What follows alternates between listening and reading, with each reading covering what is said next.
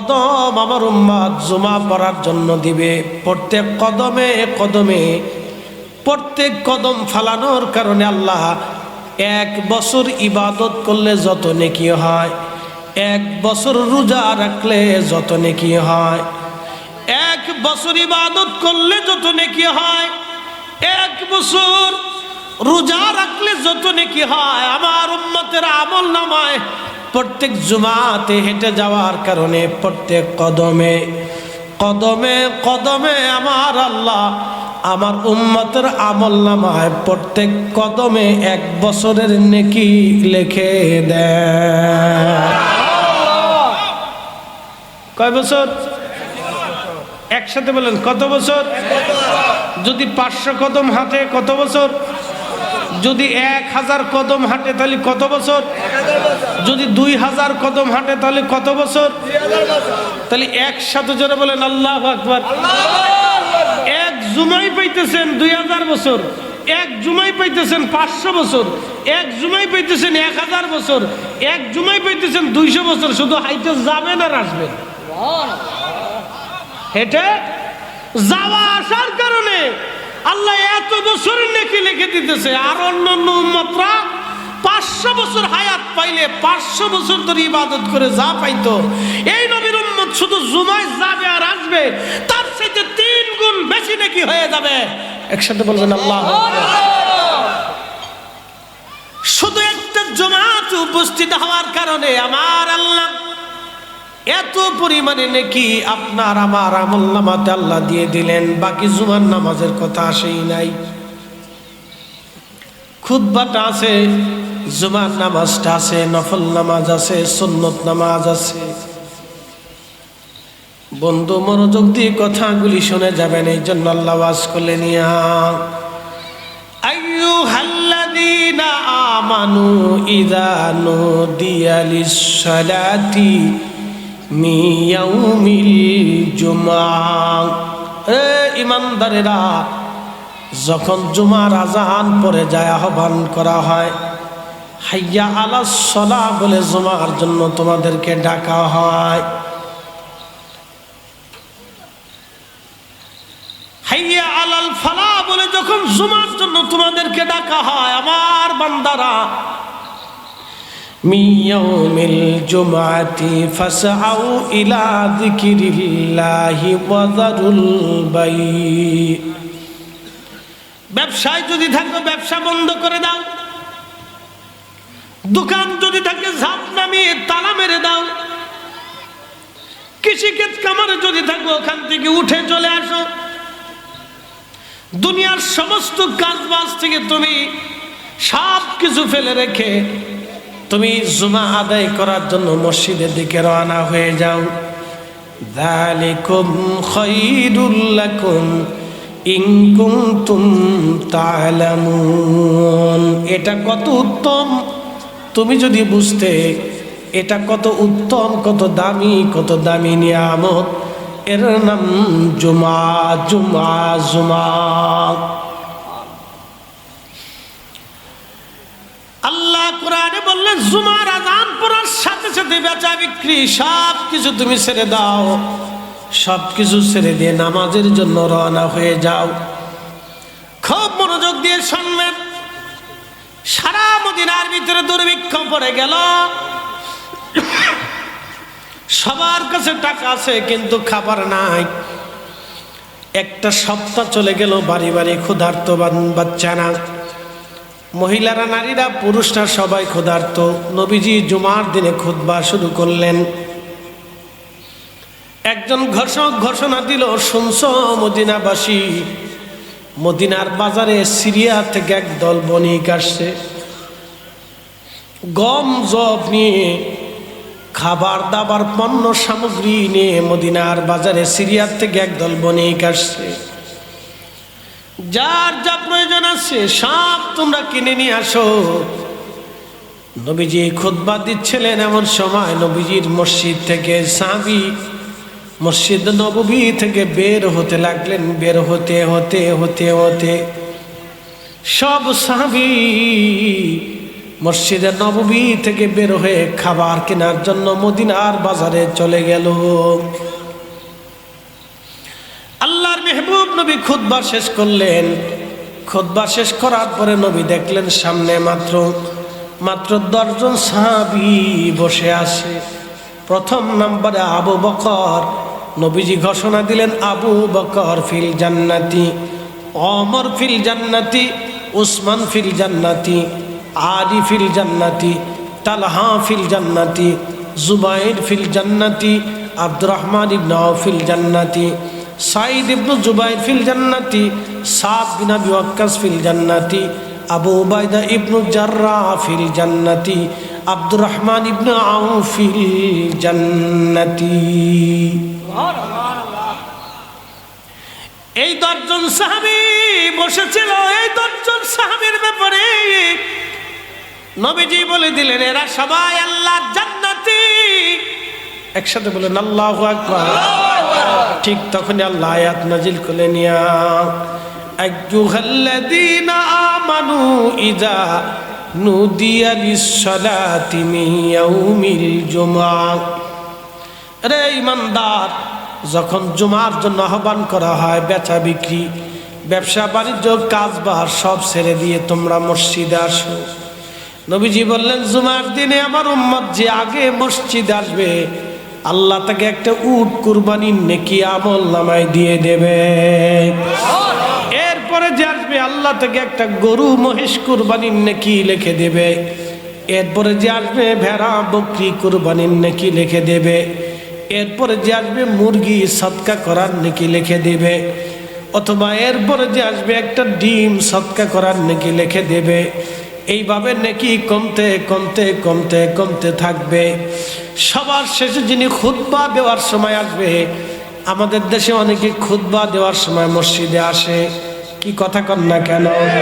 এই মুসল্লির নাম হলো বতরিয়া মুসল্লি, সিজনওয়ারি মুসল্লি।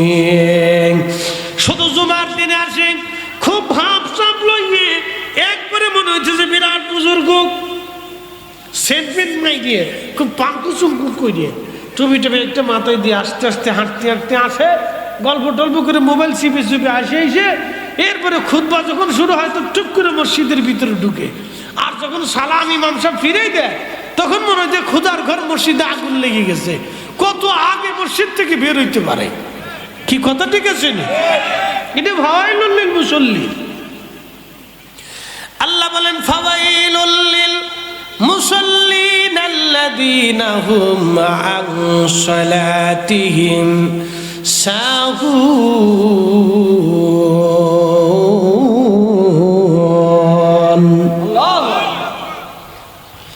আল্লাহ বললেন, দুর্ভোগ কপাল পরা সে নামাজি, বদনসিব বলা নামাজি, যে মানুষ দেখানোর জন্য নামাজ পড়ে এবং নামাজের ব্যাপারে উদাসীন থাকে। উদাসীন মানুষ দেখানোর জন্য নামাজ পড়ে, ও কপাল পোড়া নামাজি, কপাল পোড়া নামাজি। এটার নাম দিয়েছি সিজনওয়ারি নামাজ, বতরিয়া নামাজ। আমরা আঞ্চলিক ভাষায় বতর। আপনাদের এই যে ফসলাদি উঠলে এটার কি বলে?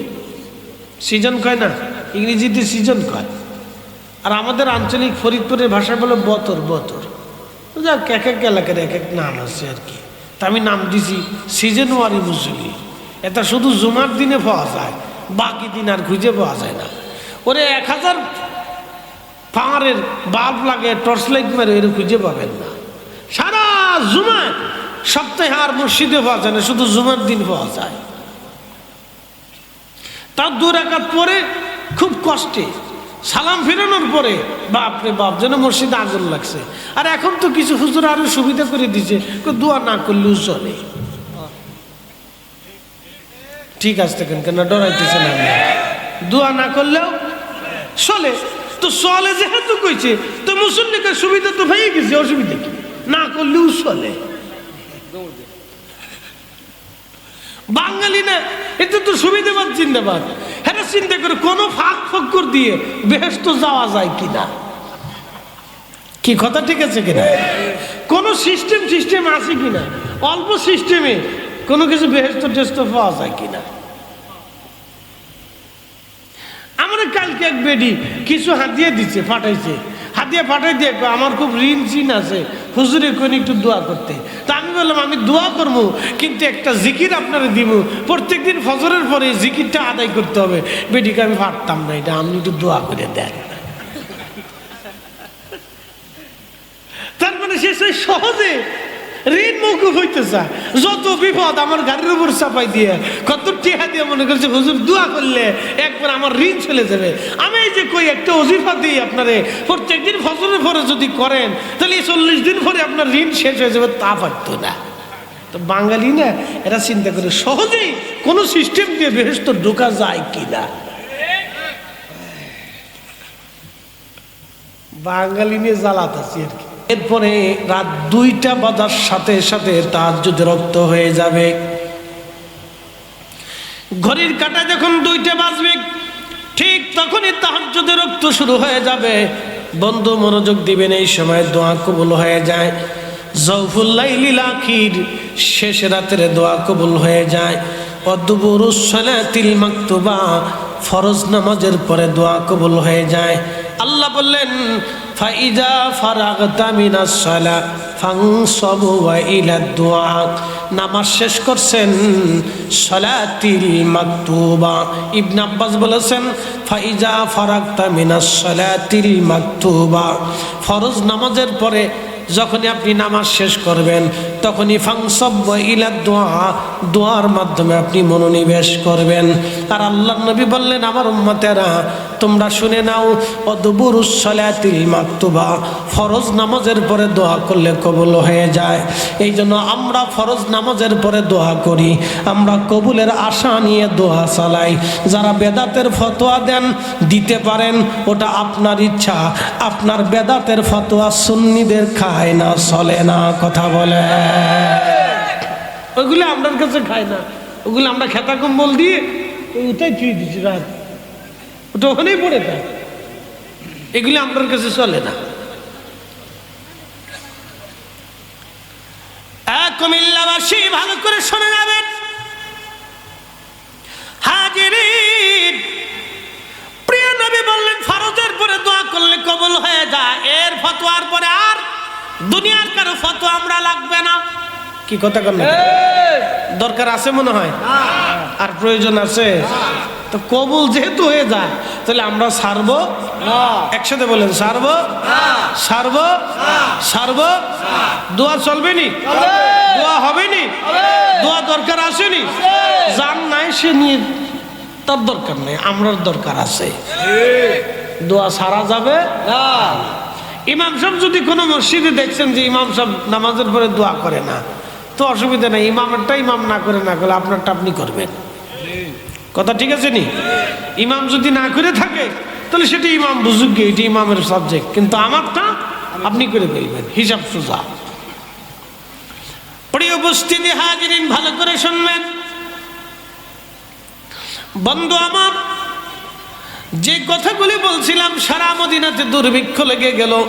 নবীজি 10 জনের নাম ঘোষণা দিলেন, আয়াত নাজিল হয়ে গেল, আমার বান্দারা যখন নামাজ শেষ, তোমরা জুমার নামাজের জন্য আজান হয়ে যায়, ব্যবসা বাণিজ্য বেচা বিক্রি সব ছেড়ে দিয়ে তোমরা চলে আসো।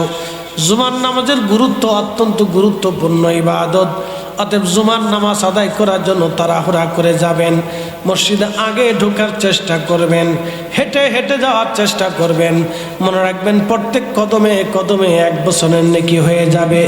এটা ইয়াউমুল জুমা, সাইয়্যিদুল আইয়াম, দ্বীনের সর্দার, দ্বীনের সর্দার। হাদিসে কারিমার ভিতরে নবী বলেছেন জুমার দিনটাও মুসলমানদের একটা ঈদের দিন। জুমার দিন ঈদের দিন, জুমার দিন ঈদের দিন। এটা সাইয়্যিদুল আইয়াম, দ্বীনের সর্দার, দ্বীনের সর্দার। জুমার দিন ঈদের দিন, এটা সাইয়্যিদুল আইয়াম, দ্বীনের সর্দার, দ্বীনের সর্দার, দ্বীনের সর্দার। দিনের মধ্যে শ্রেষ্ঠ দিন হলো জুমার দিন। আল্লাহর নবী বলেন আমার উম্মতেরা, জুমার নামাজের পর থেকে সন্ধ্যা পর্যন্ত একটা মুহূর্ত আছে, এই সময় দোয়া করলে দোয়া কবুল হয়ে যায়। কোন কোন মুফাসসির আলেমরা বলেছেন সেটা আসরের নামাজের পরে মাগরিবের মুহূর্তের ভিতরে কোনো একটা সময়ে দোয়া কবুল হয়ে যায়। যেই দিন হোক না কেন জুমার দিন দোয়া কবুল হয়ে যায়। জুমার নামাজের পর থেকে মাগরিব পর্যন্ত মধ্যবর্তী সময়ে উম্মতের দোয়া কবুল হয়ে যায়, কবুল হয়ে যায়। আমার বাবাজিরা মায়েরা ভালো করে শুনে যাবেন, এই জন্য জুমাটাকে খুব গুরুত্ব দিবেন। ও বন্ধুরা, জুমাটাকে গুরুত্ব দিবেন, জুমা যেন ছুটে না যায়। একাধারে 3 জুমা যদি কেউ ছেড়ে দেয়, 3টা জুমার নামাজ যদি একাধারে কেউ না পড়ে, আল্লাহ রসুল বললেন তার অন্তরে আল্লাহ মোহর মেরে দেয়। ওই মোহরের কারণে তার নামাজ, রোজা, জিকির, ফিকির, ইবাদত কোনোটাই ভালো লাগে না, কোনোটাই তার আর ভালো লাগে না। তার শুধু গুনাহ করতে মন চায়, গুনাহ করতে মন চায়। একটা পর্যায়ে সে গুনাহ করে করে করে করে জাহান্নামে চলে যায়। এই জন্য কোনো মতেই জুমা কাজা করা যাবে না, জুমা কাজা করা যাবে না। 3 জুমা যদি একবারে কেউ কাজা করে দেয়, আল্লাহ তার দিলে মোহর মেরে দেয়। মোহর মারার কারণে তার দিল অন্ধকারে নিমজ্জিত হয়ে যায়। তখন নামাজ ভালো লাগে না, রোজা ভালো লাগে না, জিকির ভালো লাগে না, হজ ভালো লাগে না, দোয়া ভালো লাগে না, হালাল হারাম বাঁচতে মন চায় না, কোনো নেকের আমল তখন ভালো লাগে না। এই জন্য জুমা আপনারা কখনো ছেড়ে দিবেন না। 3 জুমা একসাথে আদায় করবেন, অর্থাৎ 3 জুমা আপনারা কখনো কাজা করবেন না। কখনোই যেন 3টা জুমা কাজা না হয়ে যায়। আর যদি জুমা কাজা হয়ে যায়, একবারে স্থায়ীভাবে তওবা করবেন, তওবায়ে নসুহা করবেন, একেবারে খাস দিলে তওবা করবেন, যেন কখনোই আর জুমা কাজা না হয়। এই জুমাটা আল্লাহ এই উম্মতকে স্পেশাল দান করছেন, এই জন্য এত মর্যাদা, এটার অনেক গুরুত্ব। জুমাকে কেন্দ্র করে 10 জন সাহাবীর বেহেশতের সুসংবাদ আসছে, তাদের নাম আশারায়ে মুবাশশারা। রাদিয়াল্লাহু আনহুম ওয়া রাদু আন যালিকা লিমান খাশিয়া রাব্বাহ। আল্লাহ বলেন আমি তাদের উপরে রাজি, তারা আমার উপরে রাজি, আমি আল্লাহ তাদের উপরে খুশি, তারা আমার উপরে খুশি। যালিকা লিমান খাশিয়া রাব্বাহ, কারণ সাহাবীরা আমি আল্লাহকে ভয় করত, আমার সাহাবীরা আমাকে ভয়, আমার নবীর সাহাবীরা আমি আল্লাহকে ভয় করত। এই জন্য আমি আল্লাহ তাদের উপরে খুশি, আমি আল্লাহ তাদের উপরে খুশি, আমি আল্লাহ তাদের উপরে খুশি। জুমা এটা কখনো ছাড়বেন না। দুনিয়ার যেখানেই থাকেন জুমা আদায় করবেন, কাজা করবেন না। আর একাধারে যদি 3 জুমা কাজা করে ফেলেন, তাহলে আপনার জীবনে সর্বনাশ আসবে। তওবা আবশ্যিক লাজিম হয়ে যাবে, একেবারে তওবা করতেই হবে আপনাকে খাস অন্তরে, নতুবা এই অন্তরের মোহর, এই দাগ আপনার কাটবে না। এখানে সতর্ক থাকবেন, কখনোই জুমা যেন কাজা না হয়। এই জন্য শুধু জুমা পড়বেন, বাকি নামাজ পড়বেন না, তা হবে না। এটা ফাওয়াইলুল লিল মুসাল্লিন, মানুষ দেখানো নামাজি। এই জন্য মানুষ দেখানো নামাজ থেকে ফিরে আসেন, আল্লাহকে খুশি করার জন্য নামাজে আসেন, আল্লাহকে সন্তুষ্ট করার জন্য নামাজ আসেন। এই যে শোনেন, দেখেন যুবকরা এই মাহফিলটা কায়েম করার জন্য ওরা অনেক পরিশ্রম করছে না? তো অনেক পরিশ্রম করেই তো মাহফিলটা সাকসেস করছে, নাকি বলেন? পরিশ্রম না করলে তো মাহফিল সাকসেস হতো না। তোরা পরিশ্রম করছে মাহফিলটা কামিয়াব করার জন্য। তো প্রত্যেক জীবনের, মানুষের জীবনে এটা সফলতা আছে। বলে সফলতা কি? আমরা যারা বক্তা, তারা বক্তব্যের জীবনে সফল হতে চায়। যারা লেখাপড়া করে, তারা লেখাপড়া করে সফল হইতে চায়। যারা বিদেশ যায়, তারা বিদেশ যাত্রা সফল হইতে চায়। যারা ব্যবসা করে, তারা ব্যবসায় সফল হইতে চায়। যারা রাজনীতি করে, তারা রাজনীতিক ক্ষেত্রে সফল হইতে চায়। যারা ওই সরকারি চাকরি করে, তারা ওই চাকরি ক্ষেত্রে প্রমোশন নিয়ে সফল হইতে চায়। যারা পুলিশ, আর্মি, সেনাবাহিনী, প্রশাসনে চাকরি করে, তারা প্রমোশনের জন্য বিভিন্ন পরীক্ষা নিরীক্ষা দিয়ে তারা বড় অফিসার হওয়ার জন্য, সফল হওয়ার জন্য তারা চেষ্টা করে। বিভিন্ন সেকশনে, বিভিন্ন সেক্টরে যারা কাজবাজে রপ্ত থাকে, তারা সবাই সফল হইতে চায়। এমনকি ভালো করে বুঝলাম, যেই বেডিরা ওই সিনেমা নাটক নাটিকা বানায়, যেই বেটারা বেডিরা, এরাও নাইছে টেসে সাহায্যে গুঁজে দেহটেও দেখাইয়া অর্ধলঙ্গ হইয়া আকাম কুকাম করিয়া, এরাও চিন্তা করে আমরাও সফল হইতে চাই। কি কথা কর না জোরে বলে? যারা গান গায় এরাও চিন্তা করে যত ভালো গান গেয়ে পারি সফল হইতে চাই, সবাই সফলতা চায়। আচ্ছা বলেন তো, মানুষের জীবনের সফলতা কি বলেন? মানুষের জীবনের সফলতা হলো আল্লাহর ক্ষমা পাওয়া, আল্লাহর সন্তুষ্টি নিয়ে রসুলের গোলামি করে কবরে যাওয়া। আস্তে কনকে জোরে বলেন। মানুষের জীবনে এর থেকে বড় সফলতা নেই। নারী সমাজ যারা বাড়িতে সংসারে আসছেন, বধূ হয়ে, বউ হয়ে, স্ত্রী হয়ে ঘরে আসছেন, স্বামী স্ত্রী সংসার বাঁধছেন, ওই স্ত্রী ভাবে আমার স্বামী ভালো কামাই করবে, আমার একটা সুন্দর ঘর হবে, একটা সংসার হবে, বাচ্চা কাচ্চা আসবে, ভালো লেখাপড়া করাবো, ওদের ভবিষ্যৎ উজ্জ্বলময় হবে, আমার সুন্দর সংসার হলে এটাই আমার সফলতা। নারী সমাজ, জীবনের এটা কোনো সফলতা না। কারণ বহু ধনীরা আগের ওই যে রাজা বাচ্চারা দেখবেন তাদের রাজ দরবার ফেলে দিয়ে কবরে চলে গেছে, তাদের কবরের অস্তিত্ব পর্যন্ত নাই। বহু জমিদারের আজকে নিশ্চিহ্ন হয়ে গেছে, জমিদারের বাড়ির ভিতরে চামচিকা, ওই তারপরে সাপ বিচ্ছু কুত্তা বিলাই, এই হাবিজাবি বন্য পশুরা বসবাস করে, কোনো মানুষও পর্যন্ত নাই। তাদের জীবনের সফলতা কি? তা কোনো সফলতা নাই। সফলতা হচ্ছে আল্লাহ এবং তার রসুলকে খুশি করে যাওয়া, এটা হলো মানব জীবনের সর্বশ্রেষ্ঠ সফলতা। এই সফলতা যদি আপনার না থাকে তাহলে মানব জীবনের 4 পয়সা মূল্য নাই। আমি নবী না চিনিলাম কি যে ভুল করিলাম, নবী না মানিলাম কি যে ভুল করিলাম, ভস্মে ঢালিলাম ঘি, মানুষ হইয়া ভবেতে আসিয়া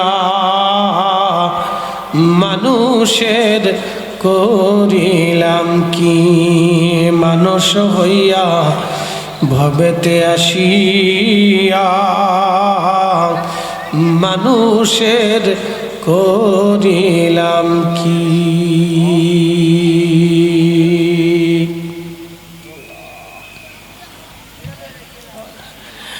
মুসলমান খুব মনোযোগ দিবেন, ভালো করে শুনে যাবেন।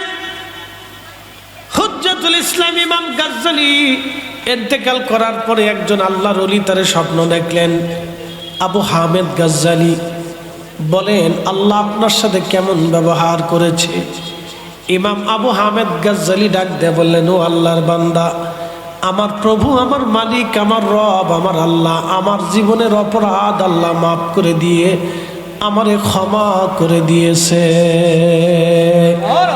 একসাথে জোরে বলেন আল্লাহু আকবার।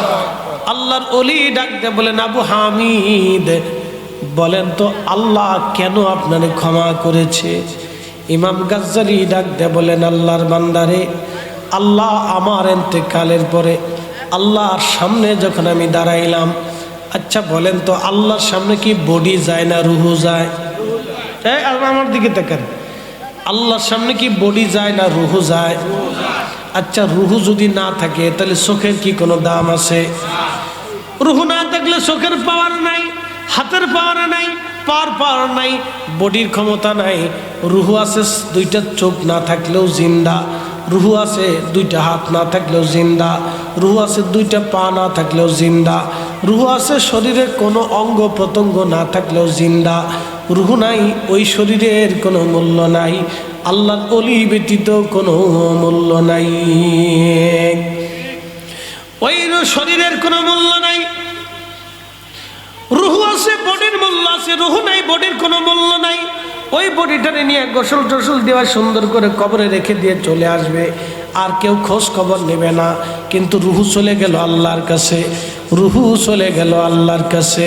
4 রঙের মশলা দিয়াম যে কইরাছে তোর গঠন, 4 রঙের মশলা দিয়াম, আগুন পানি মাটি বাতাস একই যোগে করিয়া প্রকাশ। আগুন পানি মাটি বাতাস একই যোগে করিয়া প্রকাশ। ওরে দেখিলি না তুই কইরা তালাশ, ওরে দেখিলি না তুই কইরা তালাশ, কোন জায়গা সে মহাজন, চার রঙের মশলা দিয়া, যে কইরাছে তোর গঠন, চার রঙের মশলা দিয়া। মানব শরীরের ভিতরে আগুন আছে, এই জন্য তাপ আছে, গরম গরম।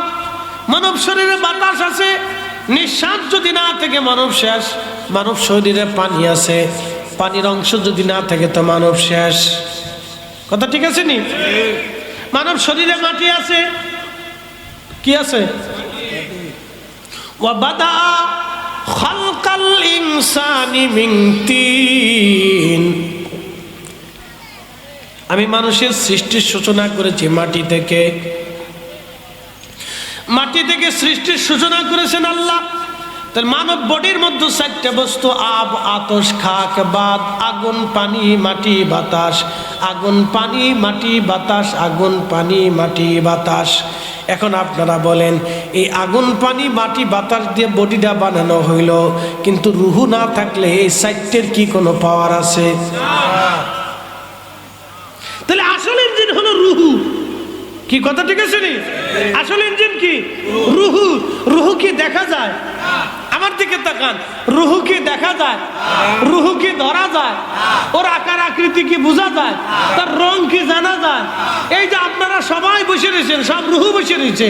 আমি যে কথা বলতেছি, রুহু কথা বলতেছি। তো পাঠাইছে কারে? আল্লাহ এই রুহুরে পাঠাইছে, যে তোমারে দুনিয়াতে পাঠাইছি। ওমা খালাকতুল জিন্না ওয়াল ইনসা ইল্লা লিয়াবুদুন, তোমারে শুধুই আমার ইবাদতের জন্য দুনিয়াতে পাঠাইছি। যখন সময়সীমা শেষ, ইন্না লিল্লাহ, নিশ্চয় আমরা আল্লাহর জন্য আসছিলাম। ওয়া ইন্না ইলাইহি রাজিউন, আমরা আবার নিশ্চয় আল্লাহর কাছে ফিরে চলে যাব। এর অর্থ আমরা আল্লাহর কাছে ছিলাম, আল্লাহর কাছ থেকে আল্লাহ আমাদেরকে দুনিয়াতে পাঠিয়েছেন পরীক্ষা করার জন্য। রব বলেন, আল্লাযী খালাকাল মাউতা ওয়াল হায়াতা লিয়াবলুয়াকুম আইয়ুকুম আহসানু আমালা। তোমার হায়াত দিলাম, মৃত্যু দিলাম, জিন্দেগি দিলাম, কিসের জন্য? পরীক্ষা করার জন্য। বলে কি পরীক্ষা? দুনিয়াতে কে ভালো আমল করো, আমি আল্লাহ সেটা দেখব। সুবহানাল্লাহ। আল্লাহ দুনিয়াতে কে ভালো আমল করবে সেটা দেখার জন্য আমাদেরকে দুনিয়াতে পাঠিয়েছেন। তো খোদার দরবারে চলে যাবে রুহু। ইমাম গাজ্জালি রাহমাতুল্লাহি আলাইহি আল্লাহকে ডাক দিলেন। আল্লাহ ডাক দিলেন, হ্যাঁ আবু হামেদ, তোমারে তো দুনিয়াতে পাঠাইছিলাম, তুমি আমার কাছে ফিরে আসছো, তো কি নিয়ে আমার কাছে আসছো? আবু হামিদ, তুমি আমার কাছে আসছো, কি নিয়ে আসছো?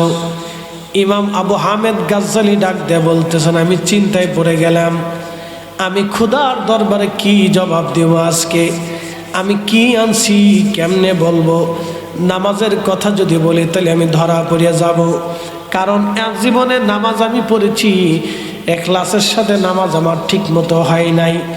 আমি যদি নামাজের কথা বলি, আল্লাহ সারা জীবনের জন্য আমি নামাজ নিয়ে আসছি, তাহলে আমার জীবনের প্রথম দিকে কত নামাজ আমার ছেড়ে চলে গেছে, ভুলবশত কত নামাজ আমার কাজা হয়ে গেছে।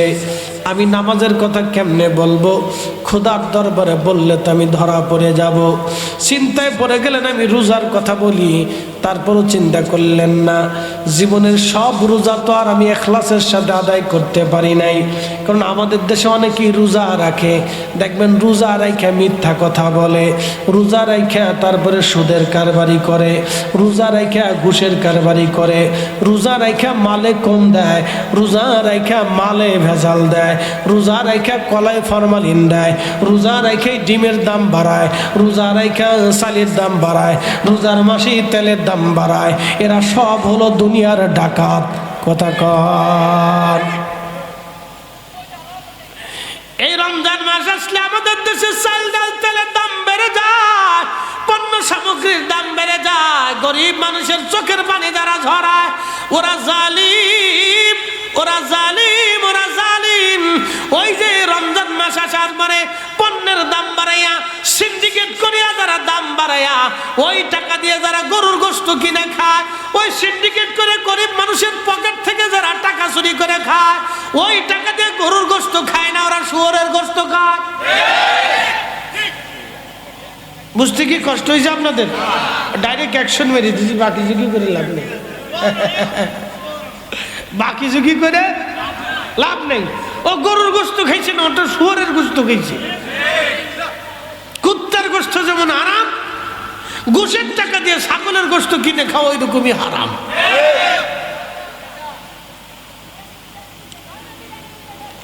চলতেছে আমার তেলের সিন্ডিকেট। সরকার কয় তেলের সংকট নেই, ওরা তেল নিয়ে একবারে মাটির নিচে আন্দাইছে। আবার কেউ তেল নিয়ে দেখছি খাটের নিচে আন্দাইছে। কি চোরের চোর রে ভাই! আমরা মনে হয় জীবনে কোনোদিনই চোর থেকে মুক্তি পাবো না, কারণ আমরা জাতিগতভাবে এদেশের মানুষই বেশি সুবিধার না। কথা ঠিক আছে কিনা ভাই? মানুষই এদেশের সুবিধার না। আমি মায়ানমারে গেছি ভাই, বিশ্বাস করে না, কত সুন্দর সাগর বেষ্টিত দেশ, চারপাশে শুধু সাগর আর সাগর, পানি আর পানি, নীল জলরাশি। 10 ফিট 20 ফিট পানির নিচে মাছ ঘুরতেছে দেখা যায়, এত স্বচ্ছ পানি। 100% মুসলমানের দেশ, কত ভালো লাগলো। বান্দারি ফান্দারি, মারামারি, দরাদরি, কিলিকিলি, খুন খারাপি, কুবাকুবি কিচ্ছু নেই, কিচ্ছু নেই। রাত 2টা 3টা 4টা 5টার সময় দেখছেন মোটরসাইকেলের শব্দ দেখেন না? না, ওর দোষ দিয়ে তো লাভ নাই। দোষ হলো এদেশের যারা মোটরসাইকেল আমদানি করার জন্য অনুমতি দেয়, ওর হলো জুতা দিয়ে বাইরে নেওয়ার দরকার। বলে হুজুর জুতা দিয়ে কেন বাইরেবেন? ওই ভেড়ার ভেড়ার মোটরসাইকেলের অনুমতি দেবে কেন? কি আমার কথা কনটা? ফুলাফানের দোষ দিয়ে লাভ আছে? ফুলাফান ফাইলে তো ভেড়ার ভেড়ার ঘুরবে। ও চিন্তা করে আমি বাপের হোটেলে খাই পাইছি, অসুবিধা দিকে হাট ঘেরাট করে মারতেছে। তা আমার কথা হলো যে এই সাইকেলের অনুমতি দিবে কে? কি কথা ঠিক আছে কিনা? রাষ্ট্র একটা নির্দিষ্ট বেল্টের ভিতরে চলবে। আমি মালদ্বীপে যাই দেখছি, মালদ্বীপের শহরের ভিতরে সব ওই যে আপনার এই কি বলে ওই যে ছোট ছোট মোটরসাইকেল আছে না, এই হ্যাঁ স্কুটি স্কুটি স্কুটি চালায় ওরা, কোনো ভেড়ার ভেড়ার ভেড়ার ভেড়ার কিছু নেই, সব স্কুটি চালাচ্ছে। আপনি চীনে চলে যান, দেখেন হাজার হাজার লক্ষ লক্ষ স্কুটি মোটরসাইকেল, ওরা এত উন্নত ওরা যাতে দেখেন লক্ষ লক্ষ, এরকম আমাদের দেশের মধ্যে এটা নাই। এ ফুলাফানের লেগে রাষ্ট্র অনুমতি দিবে কে? যে অনুমতি দিচ্ছে ওরা ধরিয়াই না, ওরা সুন্দর করে মোটরসাইকেলের সাইলেন্সারের পাইপের কাছে ওই কান একটা দিয়ে তার মোটরসাইকেলের পাওয়ার বাড়াই দেখবে ভেড়ার ভেড়ার। এবার শোনে তুই কি কথা কর না কেন? রাষ্ট্র অনুমতি দেবে কেন? এই সাইকেল অনুমতি রাষ্ট্র দেবে কেন? যে সাইকেল দিয়ে আমাদের ছেলেরা অ্যাক্সিডেন্ট করবে, ল্যাংড়া হবে, কানা হবে, বুম হবে, খোরা হয়ে যাবে, ও সারা জীবনের জন্য ল্যাংড়া হয়ে যেতেছে। কত ছেলে প্রতিদিন অন্তত 2, 4, 10, 50, 100টা এরকম মরে যায়, ল্যাংড়া হয়, কানা হয়, বুব হয়, খোরা হয়ে যায়।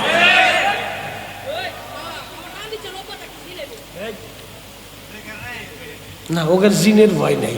এই যে ডর দেখাইলাম, অনেক বছর যতই ডর দেখান, খিচুড়ি তুই আজকে যাবো না, জিনে ধরুক আর না ধরুক, আজকে থাকতেছি না।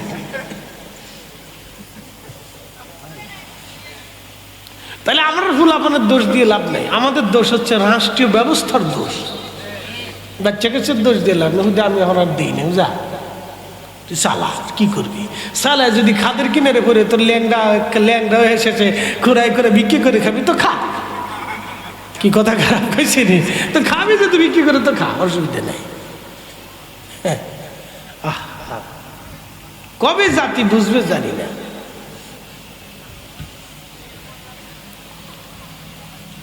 মালয়েশিয়ার মতো উন্নত বাংলাদেশের 30 টাকা আর ওদেশের 1 টাকা। ওদের গ্রামে যে সুন্দর বাড়ি, বাংলাদেশের ওই গুলশান বনানি তো এরকম বাড়ি নেই। কি কথা খারাপ কইছি ভাই? আমাদের গুলশান বনানিতে যে বাড়ি আর মালয়েশিয়ার গ্রামের বাড়ি এর থেকেও অনেক সুন্দর।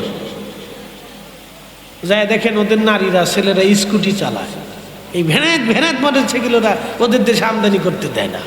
ওই এত পাগল না ওরা। যে সমস্ত জিনিস আমাদের যুবকদেরকে নষ্ট করবে তো আমার দিতে হবে কেন? এটা রাষ্ট্র অনুমতি দেয় কেন? আমার প্রশ্ন হলো এটা। কারণ রাষ্ট্র যেই সাইকেল আসার অনুমতি দিবে ছেলেরা নাগরিকরা সেই সাইকেলই চালাবে, অন্য সাইকেল তো আর আমরা আমদানি করে আনতে পারবো না। পারবো? সুযোগ তো নাই। তো এটা দিবে কেন? আমার প্রশ্ন হলো এটা, কেন দিতে যাবে?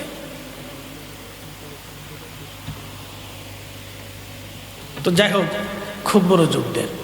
যেই ওয়াজে ছিলাম আমি সেই দিকে চলে যাই, রাষ্ট্রের কথা কই লাভ নাই, এটা যাও বার্তা হবেই, কপালে যা আছে তাই।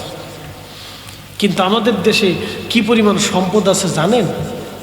এ যদি জানেন আপনি, তাহলে আপনি চিন্তা করবেন কত সুন্দর দেশ। আমাদের দেশে ধরেন কিচ্ছু নাই, কিন্তু 18 কোটি মানুষ আছে। একসাথে কোন আল্লাহু আকবার। না হয় না, জোরে বলেন। কত কোটি মানুষ? না, জোরে বলেন। 18 কোটি মানুষে আজকে পুষ্টিহীন করে রাখছে কারা? নানা পশ্চিমাদের দোষ দিয়ে লাভ নেই। আমাদের 18 কোটি মানুষে পুষ্টিহীন করে রাখছে কারা? যারা এই চালির ভিতরে ভেজাল দেয়, ডালির ভিতরে ভেজাল দেয়, খাবারে ভেজাল দেয়, তেলে ভেজাল দেয়, ডিমে ভেজাল দেয়, পোলট্রিতে ভেজাল দেয়, গরুরে এমন ইঞ্জেকশন মারে রে ভাই, বাপরে বাপ, গরু মাসখানি পরে স্টক করে পুরি মরে যায়। বাপরে, আপনি বুঝেন তো? জীবনে আমার বয়সে ছোটকালে কত গরু পালছি আমরা, কি কথা কর না কেন? আমার বয়সী যারা আছেন 40-45 বছর, দেখেন তো গরু পালছেন না নি? তো গরু জীবনে স্টক করে দেখছেন? মাঠে খাটতে খাটতে গরু সারাদিন খাচ্ছে, লাঙ্গল বইছে, তারপরে গরু স্টক করে নাই। এখন গরু ঘরের ভিতরে থেকে খাইয়ে শীতে ফুরে কাইতে ফুরে ধেমাত করে পেট ফুলে মরে দেয়।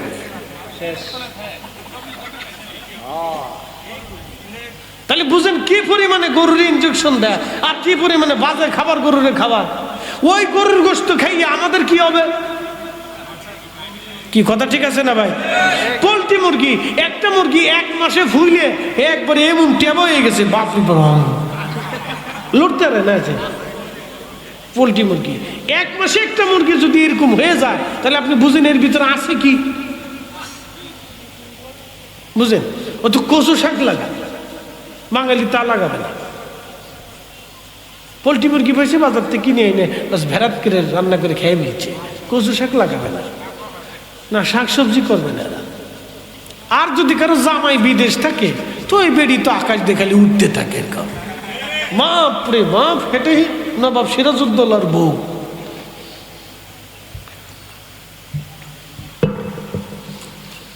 বেটিরা তো শীতে যাবে না যে হুজুর হঠাৎ করে আপনার উপর খেপলো কে? শোনেন, হুজ্জাতুল ইসলাম ইমাম গাজ্জালী রাহমাতুল্লাহ আলাইহি চিন্তা করতেছে, রোজার কথা যদি বলি তো ধরা পড়ে যাব, কারণ ইখলাসের সাথে রোজা হয় নাই। রোজা রেখে মিথ্যা হয়েছে, গীবত হয়েছে, চগলখুরি হয়েছে, ফায়সা কথা বলে ফেলছি। রোজা ইখলাসের সাথে হয় নাই।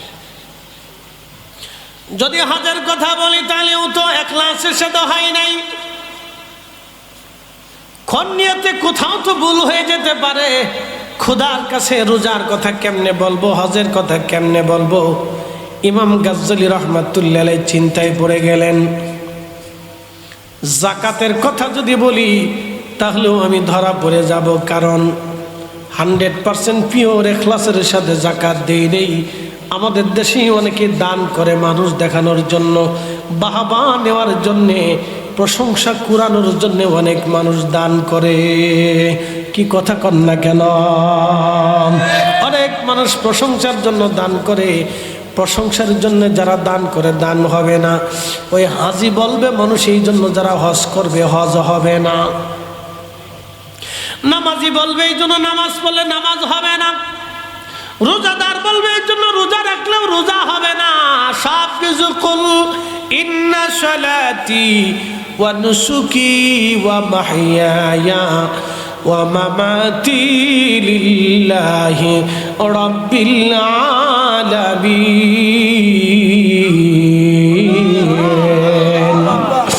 আল্লাহ বানাইলেন কত জাতি,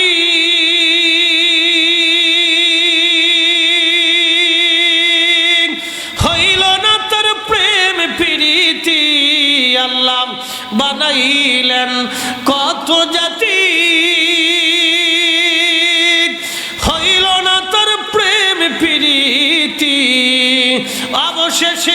মানুষ বানায় প্রেমের কারণে, প্রেমের ডোরি বান্ধরে মদিনার শনে। আহা প্রেমের বলবো রব্বি তুমি দুধ আমার যা দিতে আমার মালিক দহন করে নিয়ে যাইত, কিন্তু আমার ঠিক মতো খাইতে দেয়নি, আমার লাঠি দিয়ে পিটেইতো। আল্লাহ আমি ফাইসালা চাই। সেদিন আল্লাহর কাছে ফাইসালার টান দিবে, বিপদ আছে। কিন্তু এই জন্য সৃষ্টির প্রতি দয়া, এটা খেয়াল রাখতে হবে আমাদের। সৃষ্টির প্রতি দয়া, এটা খেয়াল রাখতে হবে। আমরা মুসলমান, আসলামতু লি রাব্বিল আলামিন, আল্লাহ আমাদের শ্রেষ্ঠ জাতি বানাইছেন। আমরা আল্লাহর কদমে আত্মসমর্পণ করলে বলা শ্রেষ্ঠ জাতি। কুনতুম খায়রা উম্মাহ, কুনতুম খায়রা উম্মাহ উখরিজাত লিন-নাসি তা'মুরুনা বিল মা'রুফি ওয়া তানহাউনা আনিল মুনকার। তোমরা সৃষ্টির শ্রেষ্ঠ জাতি, তোমরা সৃষ্টির শ্রেষ্ঠ জাতি। আল্লাহ তোমাদেরকে দুনিয়াতে পাঠিয়েছে মানুষকে ভালো কাজের দাওয়াত দিবা, খারাপ কাজ থেকে ফিরাবা। তোমরা সৃষ্টির শ্রেষ্ঠ জাতি, তোমরা সৃষ্টির শ্রেষ্ঠ জাতি। এই জন্য আমাদেরকে কিছু কিছু কাজ করতে হবে খুব বুঝে সুঝে। সৃষ্টির প্রতি দয়া, এটা যেন আমাদের কখনো শেষ না হয়। মনে রাখবেন, আমি নীতিদীর্ঘ আলোচনা শুধু আপনাদের সামনে উপস্থাপন করেছি এই সৃষ্টির প্রতি দয়া, এটা বোঝানোর জন্য। এই জন্য হেসান বিল হেসান, দয়ার বিনিময়ে দয়া। মানলাম ইয়ারহামিল্লাহ সুমাল্লাম ইয়ারহামিল্লাহ। মানুষ যে মানুষকে দয়া করে না, আল্লাহ তাকে দয়া করে না। যে মানুষকে দয়া করে না, আল্লাহ তাকে দয়া করে না। যে সৃষ্টিকে দয়া করে না, আল্লাহ তাকে দয়া করে না। মনে রাখবেন, এই জন্য ছোট বাচ্চা স্নেহ করবেন, বড়দেরকে সম্মান করবেন। দরিদ্র আপনার ঘরের দরজা থেকে কোনো মাহরুম না হয়। ভিখারিকে কোনো ধমক দিবেন না। ও আম্মা সাইলা ফালা তানহার। প্রিয় নবী উম্মতকে শিখান তারা যেন কোনো ভিখারিকে ধমক না দেয়, কারণ যিনি ভিখারি বানান তিনি রাজত্ব দেন, তিনি আবার রাজত্ব সিনেই নিয়ে রাজত্বওয়ালারে ভিখারি বানান, ভিখারিরা আবার তিনি বাদশা বানাই দেন। ফয়সালা কার হাতে? আল্লাহর হাতে। এই জন্য রব্বে কারিমের দরজা হিসাব নিকাশ ভিন্ন, ঠিক আছে? এই জন্য কেউ ফতোয়া দেওয়ার আগে বুঝে দিতে হবে। আল্লাহ কোরআনুল কারীমের ভিতর ওয়াজ করলেন, আর রাআইতাল্লাযী ইউকাযযিবু বিদ্দীনি ফাযালিকাল্লাযী ইয়াদউল ইয়াতীমা ওয়া লা ইয়াহুদ্দু আলা তুআমিল মিসকিন। হুজুর আপনি কি দেখেন নাই আখিরাত দিবসকে যারা অস্বীকার করে, কিয়ামতের মাঠকে যারা অস্বীকার করে, বিচার দিবসকে যারা অস্বীকার করে, নবীজি আপনি কি দেখেন নাই? ইয়া রাসূলুল্লাহ আপনি কি লক্ষ্য করেন নাই বিচার দিবসকে যারা অস্বীকার করে তারা এতিমকে এতিমের সাথে রূঢ় আচরণ করে, খারাপ ব্যবহার করে, এতিমকে ঘাড় ধাক্কা দিয়ে বের করে দেয়। বাংলাদেশে বহু চাচা আছে এতিম ভাতিজার সম্পদ বোঝায় দেয় না। কি কথা কন্যা আছে না নাই? বহু চাচা আছে, বহু চাচা আছে এতিম ভাতিজা ভাগিনী ভাগনার সম্পদ বোঝায় দেয় না। সাবধান, আপনাদেরকে বলতেছি সর্বনাশ। আল্লাহ বলেন হাবিব তারা আখিরাতকে অস্বীকার করে, ওরা বেঈমান হয়ে কবরে আসবে। যারা এতিমের সাথে রূঢ় আচরণ করে, এতিমের সম্পদ যারা বুঝায় দেয় না।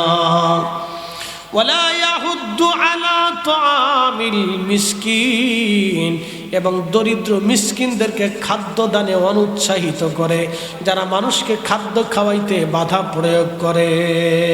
ফতোয়া জাগা মতো বললে তো খবর হয়েছে, ফতোয়া জানা তেনা দেওয়া যাবে না, ফতোয়া টতোয়া বুঝে সুঝে দেওয়া লাগবে। আল্লাহ রিজিক খাবার দাওয়ার সুন্নতের বিরুদ্ধে ফতোয়া চলে না।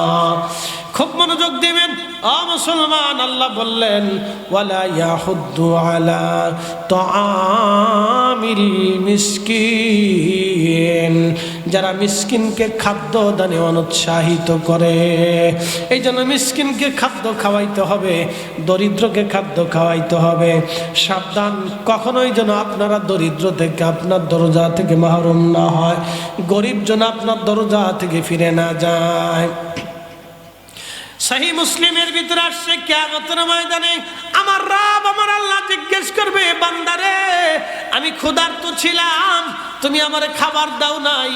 আল্লাহ আর বান্দা ডাক দে বলবে, রাব্বি বলেন কি, আল্লাহ আপনি ক্ষুধার্ত ছিলেন, আপনি তো নিজেই রাজ্জাক, আপনি নিজেই রিজিক দেনেওয়ালা, আপনি আবার কখন ক্ষুধার্ত ছিলেন?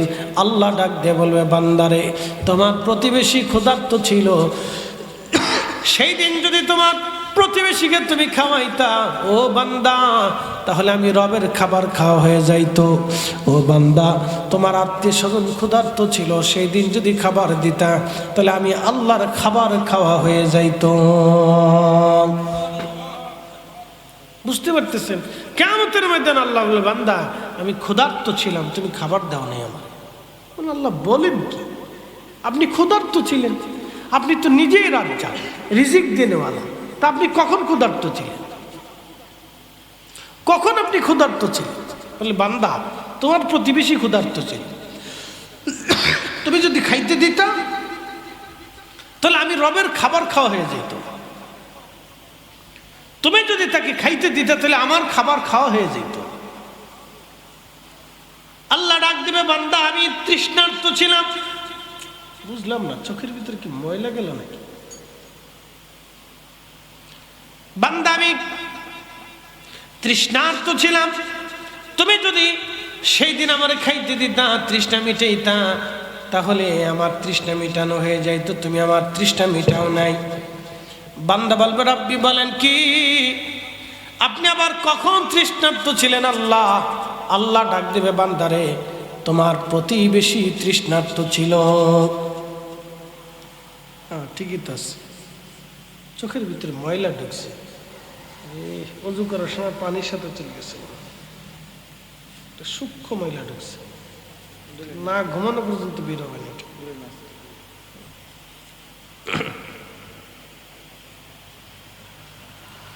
তো খুব মনোযোগ দিবেন। আমি তৃষ্ণার্ত ছিলাম। আরবে পানির খুব সংকট, আরবে পানির খুব সংকট। যারা মধ্যপ্রাচ্য সফর টফর করেন তারা জানেন, ও লু হাওয়া খুব মারাত্মক।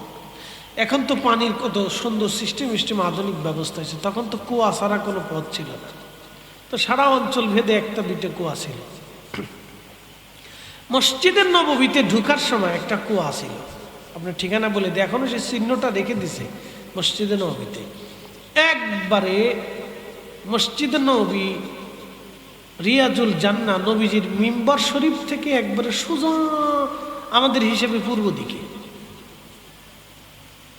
কেবলা থেকে পূর্ব দিকে একবারে সোজা সুজি। প্রথম যে গেট পাবেন এই গেটের সামনে একটা কুয়া আছে, আপনাদেরকে বলে দিলাম, যদি কোনোদিন যান তো দেখে আসবেন। কুয়ার চিহ্নটা আছে, কুয়ার চিহ্নটা আছে, দিয়ে রাখছে, এখন চিহ্ন দিয়ে রাখছে এখানে কুয়া ছিল। সাহাবে কিরাম ওই কুয়া থেকে ওযু করে তারপরে মসজিদে নববীতে নামাজ পড়তে যাইতেন। এখন তার সেটা কুয়া নেই, এটা মসজিদে রূপান্তরিত হয়েছে, কিন্তু জায়গাটা সুন্দর করে দাগ দিয়ে চিহ্ন দিয়ে রাখছে যেখানে একটা কুয়া ছিল।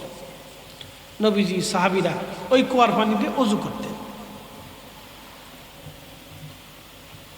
হয়তো ওটার নিচে কুয়া এখনো আছে, কিন্তু জায়গাটা চিহ্ন দিয়ে রাখা হয়েছে যে এখানে একটা কুয়া আছে। সাহাবীরা ওই কুয়াতে পানি পান করতেন এবং ওযু করতেন, নামাজ পড়তে যাইতেন।